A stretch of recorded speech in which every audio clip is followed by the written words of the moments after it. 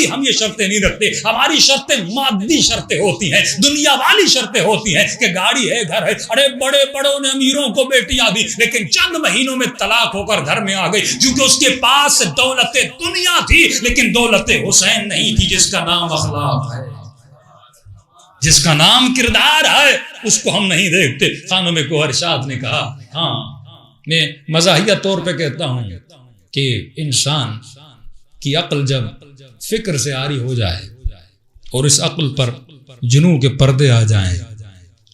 لکھتے تھے نا آپ بھی یونیورسٹیز میں اور بچپنے میں اس وقت سے گزرے ہوں گے, جب عاشقانہ خط لکھے جاتے ہیں تو لکھا جاتا ہے کہ مجھ سے شادی کر لو, میں تیرے لیے چاند توڑ کے لاؤں گا, ستارے توڑ کے لاؤں گا. اور وہ بھولی بھالی بیچاری پڑھتی ہے اور کتنی خوش ہوتی ہے کہ یہ چاند لائے گا.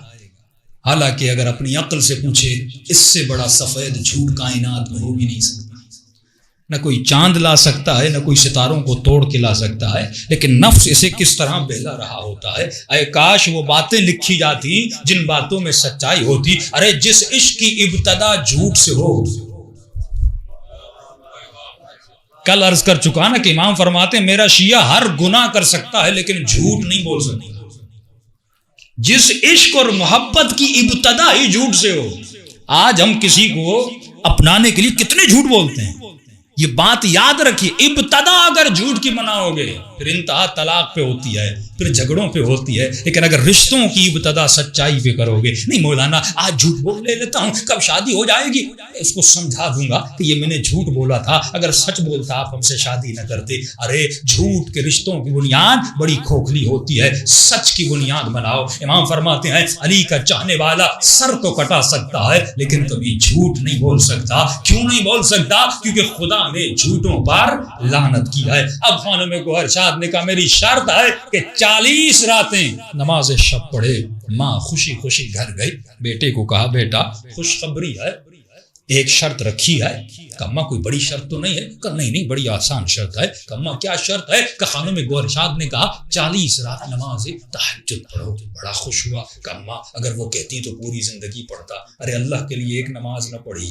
کسی خاتون کی محبت میں بندہ پوری زندگی نماز پڑھنے کے لیے تیار ہو جاتا ہے. آپ دیکھ رہے ہیں یہ بتا رہا ہے اسے خدا سے عشق تھا ہی نہیں, یہ جانتا ہی نہیں تھا عشق کیا ہوتا ہے. اگر جانتا تو علی والا مزاج ہوتا, نماز میں پاؤں سے تیر نکل گیا لیکن علی کو پتا نہ چلا. یہ عشق خدا ہے, یہ محبت خدا ہے کہ حسین سر کٹانے کے بعد بھی نو کے نیزہ پہ قرآن کی تلاوت میں نظر آتے ہیں. یہ عشق خدا ہے کہ بدن دھڑ سے سر دھڑ سے جدا ہو چکا لیکن عشق نے ان لفظوں کو زبان سے جدا نہیں کیا. یہ عشق حلویت ہے جو خدا سے عشق تھا. لیکن وہ کب ہوگا؟ جب ہم مجاز سے نکل کر حقیقت کے میدان میں آئیں گے تب ہمیں احساس ہوگا کہ عشق خدا کیا ہوتا ہے. اس نے کہا 40 راتیں, ارے میں تو 1000 راتیں نماز پڑھنے کے لیے تیار ہوں. کہ پھر دیر کیسی, آج ہی رات نماز پڑھنا شروع کر دے. بیٹے نے نماز پڑھنا شروع کر دی. کہ 10 راتیں گزر گئیں, 20 راتیں گزر گئیں, 30 راتیں گزر گئیں, 40 راتیں گزر گئیں, 45 راتیں گزر گئیں, 50 راتیں گزر گئیں. بوڑھی ماں کہتی ہے میرے لال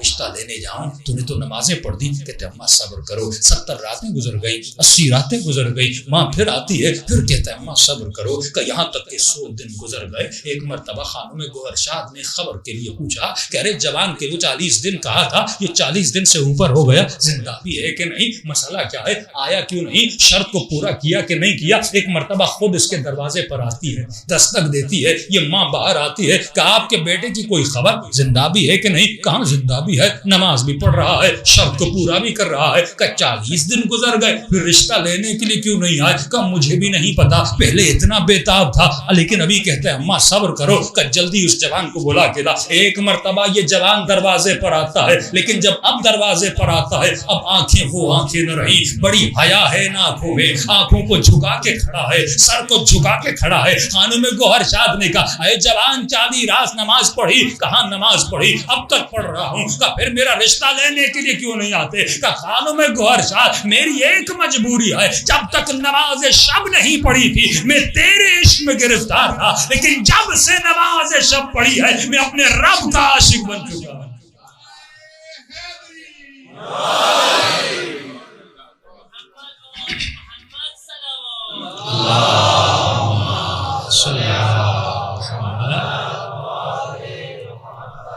جو اللہ